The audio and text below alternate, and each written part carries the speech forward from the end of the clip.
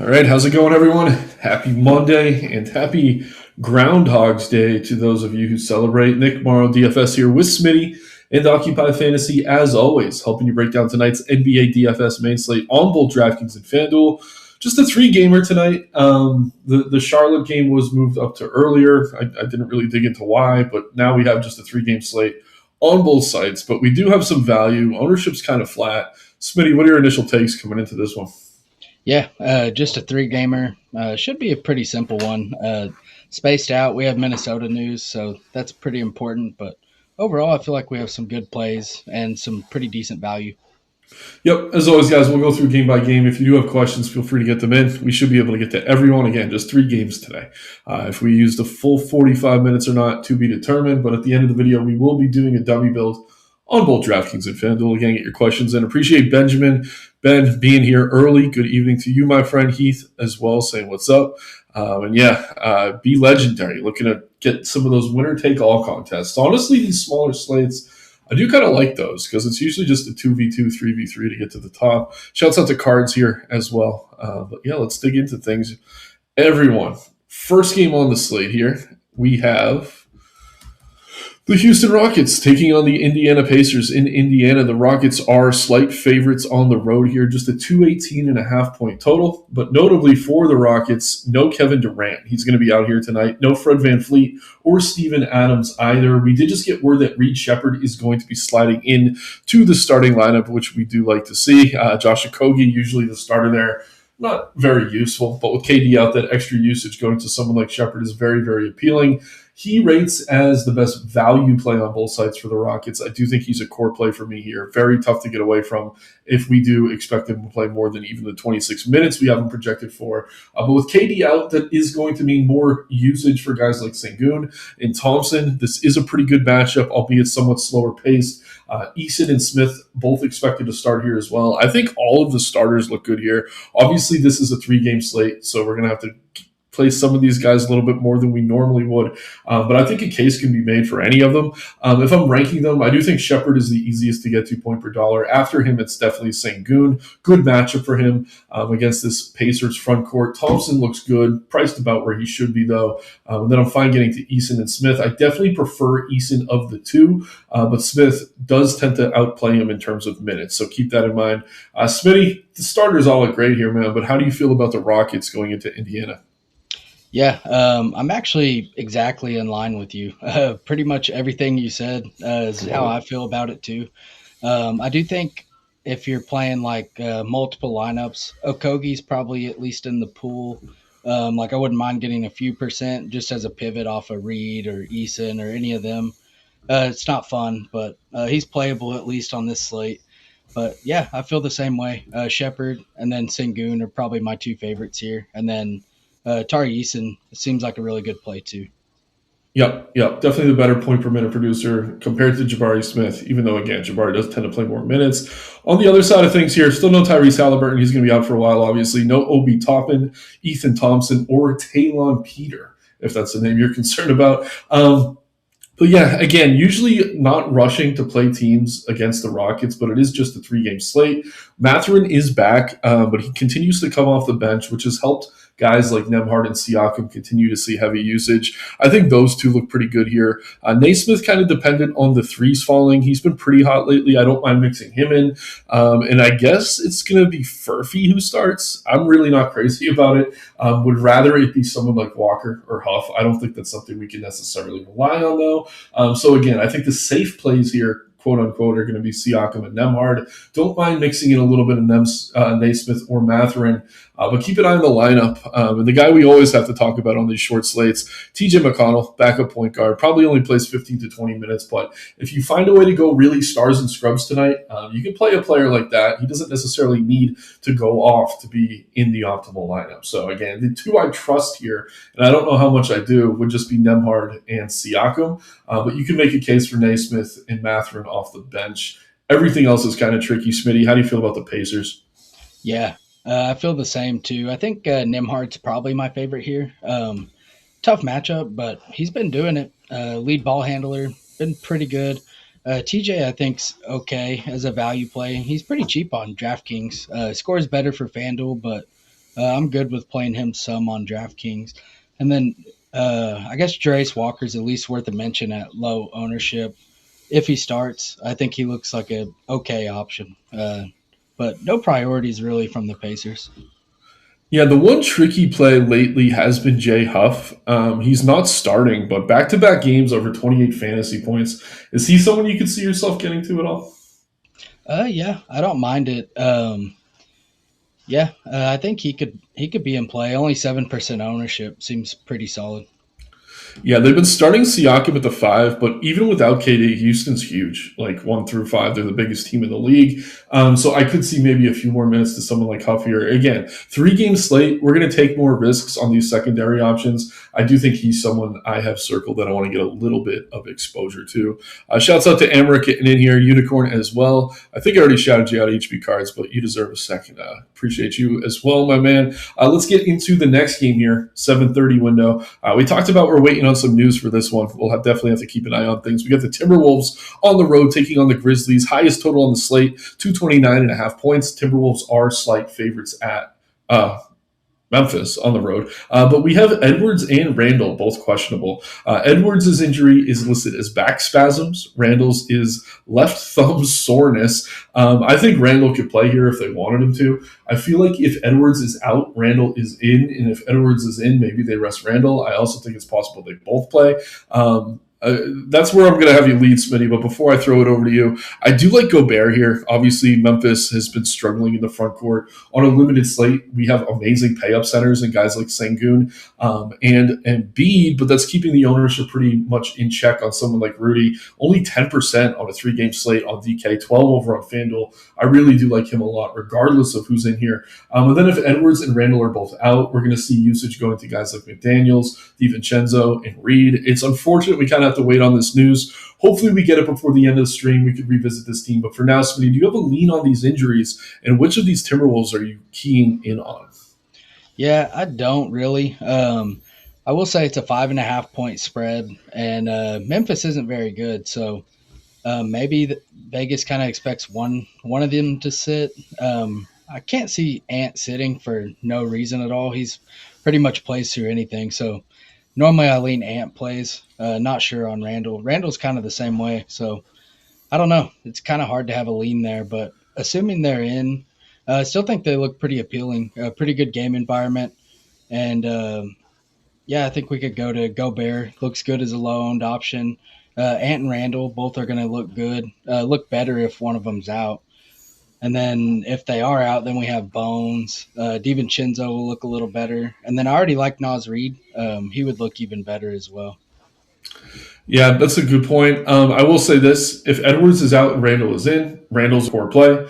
If Randall is in and Edwards is out, Randall is a core play. If they're both in, they are good tournament plays. And again, I do think Gobert is a little bit underowned.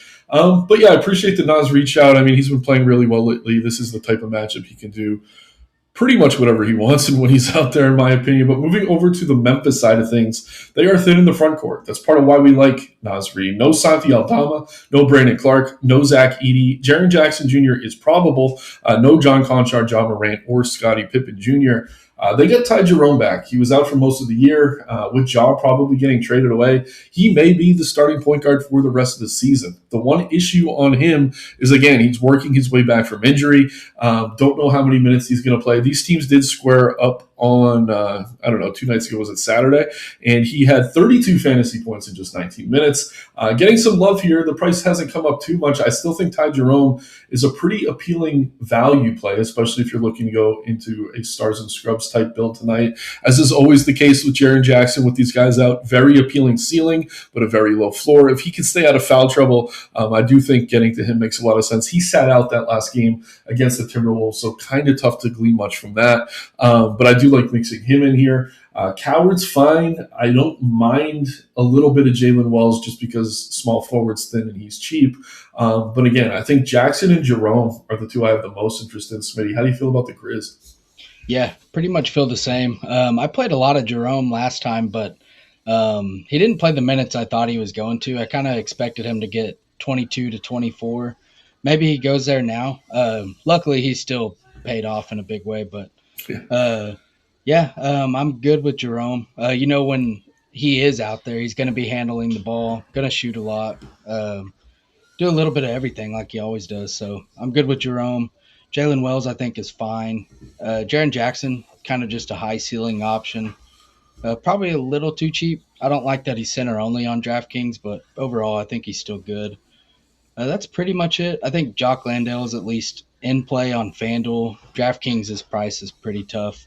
And then you have, since it's a short slate, KCP's pretty cheap. You never know. He could get hot. So I don't mind it. That's pretty much it. GG Jackson's prices came up, so not as appealing, but you could still go there. Like you said, small forward's pretty weak, so don't mind taking some shots on GG as well. Yeah, I'm with you on GG. I was going to bring him back up when we circled back here because Jalen Wells, like, I think his minutes are a little bit safer, but to see him like 4 to 5x times owned on DK and more than twice his owned over on FanDuel, I think you're getting some direct leverage there going to GG Jackson over Jalen Wells. But again, more of a tournament play. Tough to really trust the minutes for Greg Jackson. But yeah, we got to keep it on the Timberwolves news before we really know how we're going to attack that game. Be Legendary asking if McConnell's going to get more minutes. Unfortunately, I don't think so. I think we have him for, 15? It's rare he gets over 20. I don't think there's enough guys out that would be the case. But the thing about him, and it's similar to someone like Ty Jerome, is they're so good in the minutes they are on the floor. Ridiculous usage, just doing everything, assisting, rebounding, etc., that you can still play him. I do think Jerome's safer. He has a higher minute ceiling, but TJ is a similar play. Model not that big on Nas. Yeah, the minutes for him are always limited. Different price range, kind of similar story though. I mean, the point per minute rate's been excellent for him. Question from Crab Sangoon here: is Aaron Holiday going to be a thing now with Reed starting? I actually think Okogie's going to see the same minutes he usually does. And I don't know, Finney Smith's back, Tate's available. I don't know that I really want to count on much Aaron Holiday necessarily. Smitty, is that someone you find yourself getting to at all? Not really. I could see it like in a large field tournament, taking a shot or two, but probably won't have much of my night depending on it. Yeah, we're giving a few more minutes to Shepard as the starter. And Okogie's still getting 28. We have Capella, Tate, and DFS all going for 14 to 17. So the model only shows plays with 10 or more minutes projected. We don't even have Holiday in the model right now. So probably someone I would just leave out. I think if you are trying to get to some punts for Houston, you're probably looking at other positions, maybe Okogie. Tate's very risky, but I would probably play him over Holiday. All right, guys, we got one more game here in the 10 o'clock window. Big gap between those first two and this late one, so just keep that in mind. 218.5 point total. 76ers on the road going to LA to take on the Clippers. Slight favorites on the road here. Charles Bassey is available. We have Joel Embiid available. Paul George is suspended, so he's going to be out. Kelly Oubre, who was on the injury report, is going to be available. My night kind of starts and ends with Joel Embiid. I think he's crazy under-owned. I think the main reason for it is that everyone's playing Sengun with no KD, but with Sengun, I think having forward eligibility on FanDuel, you could play two centers on DK. I'm very comfortable getting to both. I'm a little bit surprised he's not more popular. He's been absolutely smashing lately. I think I don't know, almost 60 fantasy points in 4 of his last 5, producing at a very high level, no more minutes cap. And I'm not afraid of this matchup by any stretch. I really do like Embiid a lot here. Short slate, Maxey has flashed the ceiling lately, but again, I'm so bullish on Embiid. It's kind of keeping me low on Maxey, but with Paul George suspended, we're going to see a little bit more upside for guys like Edgecombe and Oubre and even Grimes in that order. Grimes is very risky, but I do like Edgecombe and Oubre a decent amount. Barlow's a weird one. He's going to start.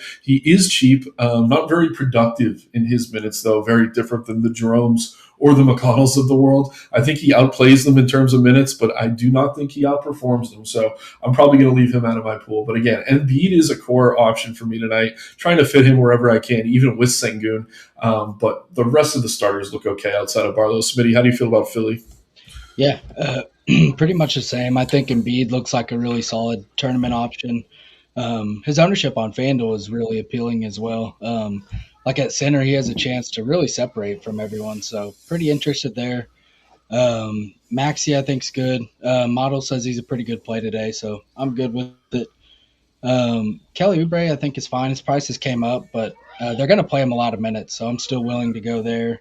Kind of the same thing with Edgecombe. Feel pretty good about both of them, at least playing a lot of minutes. Grimes is okay, I think. Yeah, Grimes is tough to trust. Oubre's been kind of hit or miss, but when he hits, it's been in a big way. So Philly definitely a spot we need to look at here. Over on the other side of the ball, no James Harden tonight. Derrick Jones Jr., Chris Paul, Bradley Beal are on the injury report here as well. But James Harden, obviously, the big piece of news. Whenever we get the Clippers with no Harden, Kawhi becomes extremely appealing. Going to see a big boost in his usage here. Really, really like him wherever you can afford him. He's popular, but not as popular as maybe one would expect. I think Zubac looks fine here, but again, I'm playing so much Embiid. I don't know that I want to get to Zoo all that heavily. Collins looks good, especially on DK at 5,300. He has forward eligibility. He's been producing with Harden out. You can mix in guys like Chris Dunn, Kobe Sanders, and Jordan Miller. I will say this. Sanders, the price is just so cheap. He's very, very useful. I think you eat him as good chalk, and it is what it is. Miller, more of a play on FanDuel. On DK, where he's 5K, just kind of tough to get to, but I do not mind mixing these guys in here, especially in lineups where you're maybe not getting to as much of the starters in Leonard, Zoo, Collins, but kind of a tricky spot. I think the obvious play is Kawhi. I do think Kobe Sanders is just too cheap not to play on both sites. Miller looks good on FanDuel. Smitty, how do you feel about the Clippers here at home? Yep, pretty similar. I think Sanders is a pretty solid option. And then, like you said, John Collins looks pretty good.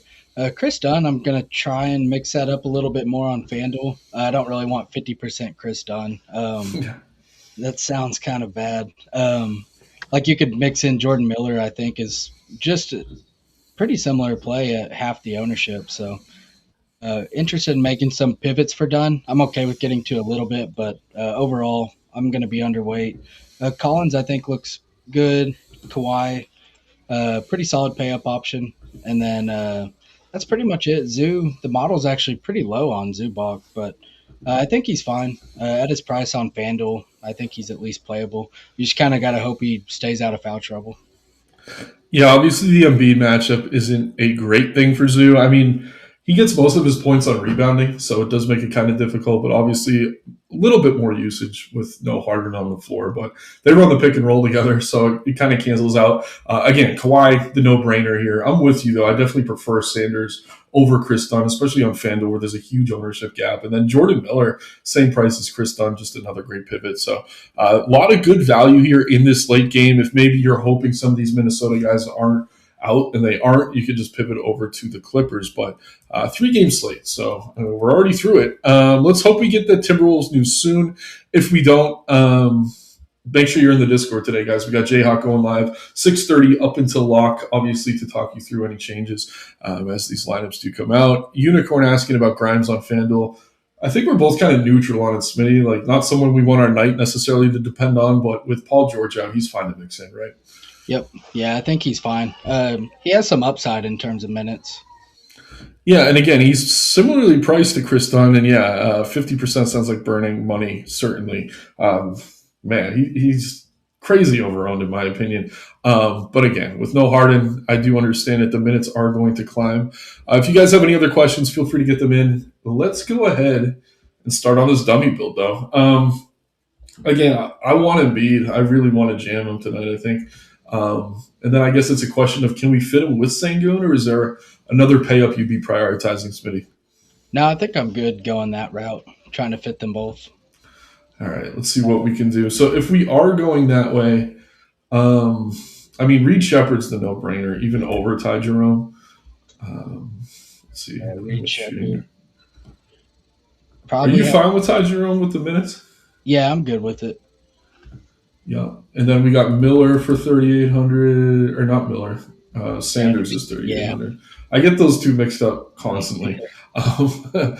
Not the worst pair of players, though. Okay, we got our two pay-ups in. We're still up with 6K per man. We could pretty much do almost whatever we want from here. I mean, Collins at 5,300, I think, is egregiously priced. Yeah. That leaves us 6,500 for a Gardner utility. Who do you want to get in here?